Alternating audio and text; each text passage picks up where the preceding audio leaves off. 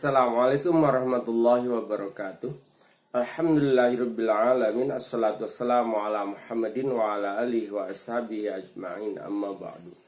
Alhamdulillah, kita bersyukur pada Allah subhanahu wa ta'ala yang telah menganugerahkan nikmat kepada kita semua.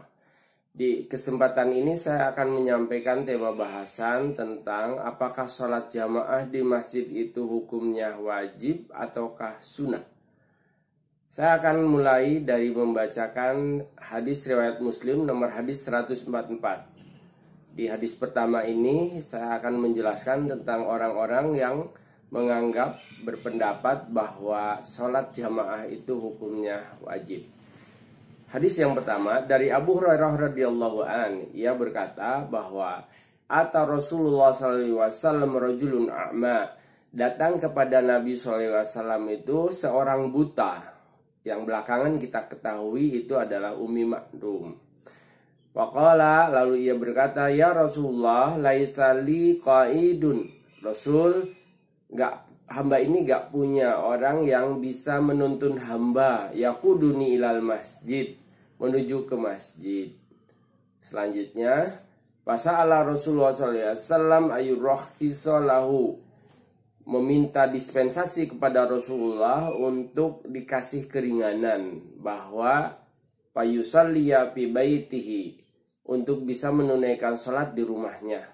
Lalu farakhasalahu, Rasulullah akhirnya setelah melihat keadaan dia mengizinkannya untuk sholat di rumahnya, tidak ke masjid.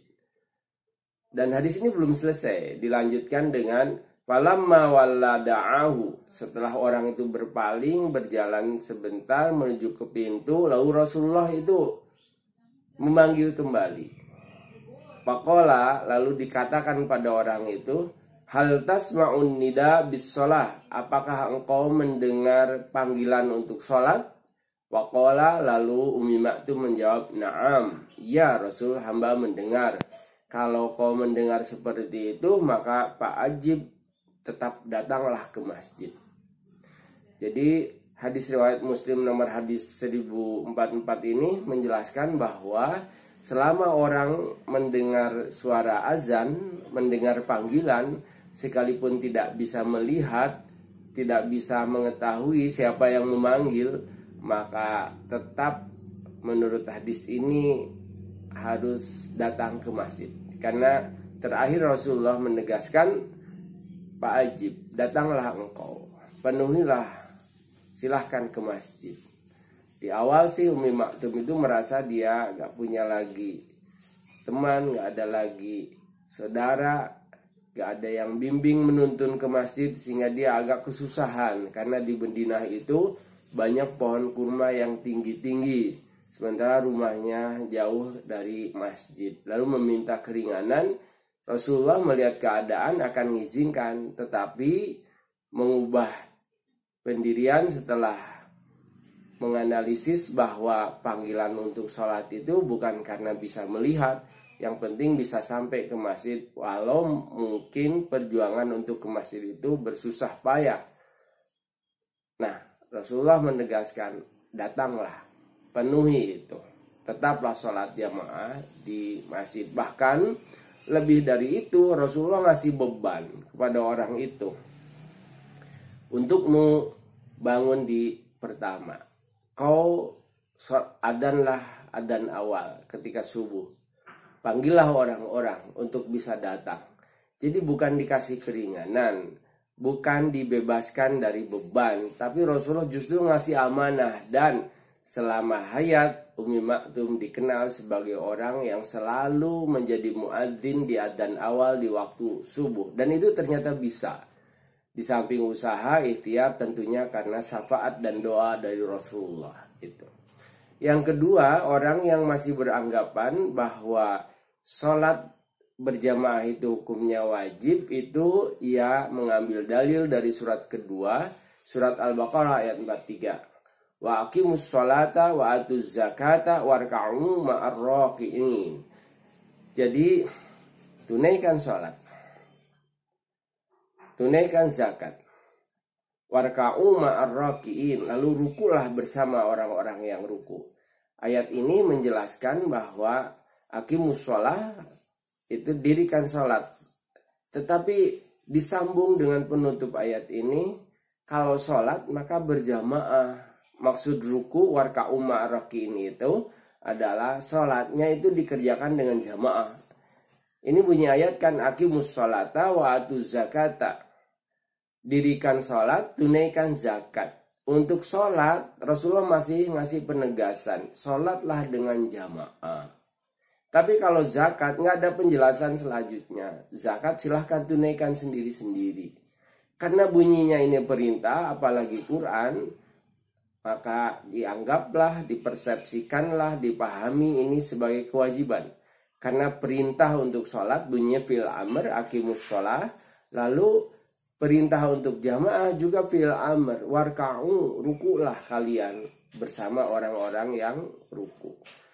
Jadi orang yang mewajibkan bahwa sholat jamaah itu termasuk wajib berdasar kepada dalil surat kedua ayat 43. Yang selanjutnya, orang yang masih memegang simpulan bahwa sholat jamaah itu wajib berdasar kepada surat An-Nisa ayat 102. Ayatnya cukup panjang ini. Kaitannya dengan peristiwa ketika sholat haub. Ketika sholat dalam keadaan perang, dalam keadaan genting. Bunyi ayat ini adalah, wa idza kunta fihim Muhammad, kalau engkau berserta mereka dengan pasukanmu, fa aqamta lahumus shalah, ketika hendak mendirikan sholat, faltakum ta'ifatum minhum ma'aka, hendaklah sebagian pasukanmu itu sholat bersama engkau terlebih dahulu.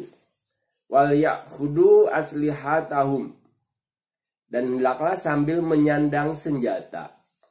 Jadi sholatnya sambil bawa senjata. Fa idza sajadu falyakunu min waraikum, dan ketika sujud, udah selesai satu rakaat, hendaklah orang itu menuntaskan sholatnya. Setelah dapat setelah sujud selesai satu rakaat, Rasul dalam keadaan duduk, lalu pasukan yang mengikut Rasul itu melanjutin sholat untuk menuntaskan sampai salam. Lalu wal ta'ti ta'ifatun ukhra lam yusallu fal yusallu maka. Lalu setelah selesai ini yang bersama Nabi, segera dia berjaga-jaga lagi. Lalu orang yang tadi berjaga-jaga, hendaklah dia takbir lalu ikut Nabi sholat. Nah, setelah dapat satu rakaat, lalu ia tuntaskan yang satu rakaat lagi. Jadi untuk sholat haub itu ada 16 cara. Satu-satunya sholat yang diperkenankan, dikasih keringanan untuk tidak menghadap kiblat itu adalah sholat dalam keadaan perang. Jadi kalau musuhnya ada di sebelah timur, kalau di negeri kita, maka sholatnya jangan menghadap ke kiblat yang arah barat. Sholatnya menghadap ke timur.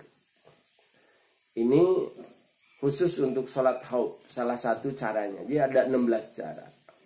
Nah, orang yang mengatakan bahwa sholat jamaah itu wajib, dia bersandar kepada keadaan ini. Dalam keadaan perang aja Nabi langsung membelah jadi dua. Separuh pasukan sholat bersama beliau, separuhnya lagi berjaga-jaga. Apatah lagi bila itu dalam keadaan tidak berperang, dalam keadaan aman, tidak ada kesibukan. Lalu kalau tidak jamaah, maka menurut orang yang berpendapat wajib, terlalu dia. Jadi kehilangan kesempatan untuk meraih kebaikan. Yang keempat, bahwa orang mengatakan, mengambil pendapat, mengambil kesimpulan bahwa sholat jamaah itu hukumnya wajib, itu berdasar kepada hadis riwayat Bukhari Muslim. Nomor hadis untuk Bukhari 595, sementara untuk Muslim 1080. Redaksinya ini kaitannya adalah dengan sahabat Malik bin Huwairis. Jadi dia dengan 10 orang itu mabit bersama Nabi di rumah Nabi, di masjid Nabi. Dia belajar tentang Islam. Setelah diperkenalkan selesai cukup, lalu Nabi bersabda begini, irji'u ila ahlikum. Untuk sekarang silahkan kalian cukup pulanglah ke rumah kalian masing-masing. Fa'aqimu fihim wa'alimuhum wa muruhum. Lalu ajarin mereka dari apa yang telah kalian pelajari di sini. Lalu suruhlah mereka untuk sholat bersamamu. Lalu kata Malik bin Waris, wadakaro asya ahfaduha aula ahfaduha. Lalu aku setengah ingat setengah lupa setelah itu. Tapi yang ku ingat adalah kata hadis, wasallu kama ra'aitumuni usolli. Salatlah engkau hadis dan teman-temanmu itu sebagaimana ngelihat aku salat. Fa idza hadaratis salatu, kalau sudah datang waktunya salat wajib, maka fal yu'adzin lakum, hendaklah adzan di antara salah satu di antara kalian. Ahadukum, dari salah satu di antara kalian adzanlah kalau itu masuk ke dalam waktu sholat fardu, sholat wajib. Wal ya ummakum akbarukum, dan hendaklah yang paling tua, paling senior di antara kalian itu mengimami untuk jadi imam. Berangkat dari hadis ini yang berpendapat bahwa sholat itu, sholat fardu hukumnya wajib untuk jamaah dengan berbagai dalil yang barusan disebutkan. Dan yang terakhir ini hadisnya sahih, diriwayatkan oleh Bukhari Muslim, kategorinya muttafaqun alaihi ya, dalam kedua sahihnya itu. Muslim nomor hadis 1080, sementara Bukhari nomor hadis 595. Jadi dari ayat dan hadis tersebut, kelompok pertama ini berpendapat bahwa sholat fardu hukumnya adalah wajib. Apa betul wajib? Kita sebelum menyimpulkan baca terlebih dahulu pendapat yang kedua. Jadi untuk sholat fardu ini saya mengambil referensi kepada orang yang berpendapat satu mewajibkan, yang kedua mensunahkan. Cuma jenis sunahnya itu bukan sunah biasa, tapi kategorinya masuk ke dalam sunah muakkadah. Jadi orang yang kedua ini dia didukung oleh mazhab Hanafi dan mazhab Maliki. Ini bisa dilihat dari kitab Nailul Autar yang ditulis oleh Imam As-Sawqani jilid 3 halaman 146. Disebutkan pendapat dari mazhab Hanafi dan Maliki. Al-Karaki dari ulama Hanafi yang berkata bahwa jamaah untuk sholat fardu itu hukumnya adalah muakkadah. Dalil pertama, hadis riwayat dari Abdullah bin Umar. Ia berkata bahwa anna Rasulullah SAW qala bersabda, sholatul jamaati tabdulu sholatil faddi bisab'in wa isrina darajah. Sholat jamaah itu kategorinya lebih tinggi dibanding sholat sendiri dengan lipatan 27 kali lipat, 27 kali derajat. Hadis ini menjelaskan kepada kita bahwa keutamaan jamaah. Jadi bila berjamaah keutamaannya 27. Tapi kalau tidak jamaah, sholat sendirian tetap sah, tidak berdosa. Cuma raihan pahalanya cuma 1 kali, 1 lipat, cuma 1 derajat saja. Andai saja tidak jamaah ya tetap sah. Kalau dianggap wajib, maka kalau sholat fardu itu harus jamaah, maka ketika sendiri tentunya tidak sah. Berangkat dari hadis ini, maka kelompok yang kedua ini menyatakan sholat jamaah itu hukumnya hanya sunnah yang sangat dianjurkan, nggak masuk di kategori wajib. Alasan yang kedua yang disebutkan dari orang yang kelompok yang berpendapat bahwa sholat jamaah itu sunnah muakkadah adalah hadis dari Abi Musa. Ia berkata, jadi Rasul bersabda, a'dabun nasi ajran fis sholati aduhum. A'damun nasi, manusia yang paling agung, paling beruntung dalam pahalanya di sholat adalah ab'aduhum mamsyaya. Yang paling jauh jalan kakinya. Walladhi yantadiru sholata hatta yusalliha ma'al imam a'damu ajron minal ladina yusalli tsumma yanam. Yang kedua, di hadis ini ditegaskan walladina yusalluna, dan orang-orang yang sholat ma'al imam, bersama imam, itu lebih baik daripada orang-orang yang sholat sendiri lalu setelah itu tidur. Jadi hadis dari Abu Musa ini menegaskan juga tentang keutamaan sholat jamaah, berangkat ke masjid lalu menunggu imam, itu baik, lebih baik daripada sholat di rumah lalu sendirian. Jadi hadis ini mengindikasikan tetap sah sholat sendiri, cuma kehilangan keutamaan itu saja. Oleh karena itu pendapat yang kedua ini mengatakan bahwa sholat jamaah itu hukumnya tidak sampai kepada kategori wajib, walau tidak diingkari memang itu utama sekali. Sehingga simpulan dari ini, satu yang mengatakan wajib, tentunya dia mengambil alasan dari keutamaan yang berlebih. Lalu sampai surat keempat ayat 102 itu, sekalipun dalam keadaan perang, Nabi itu tetap jamaah bersama dengan pasukannya. Sementara yang kedua tidak bilang jamaah, tetapi dia sebatas sunnah muakkadah karena tidak ditemukan dalil yang mengatakan bahwa sholat sendiri itu hukumnya batal. Sholat sendiri itu berdosa. Tidak ditemukan dalil seperti itu. Karena tidak ada dalil yang menyatakan seperti itu, maka tetap sholat itu sekalipun sendiri hukumnya adalah sah. Cuma kehilangan dalam pahala dan keutamaannya. Jadi itu kalau kita ambil metode jam'u wa taufik, metode kompromi.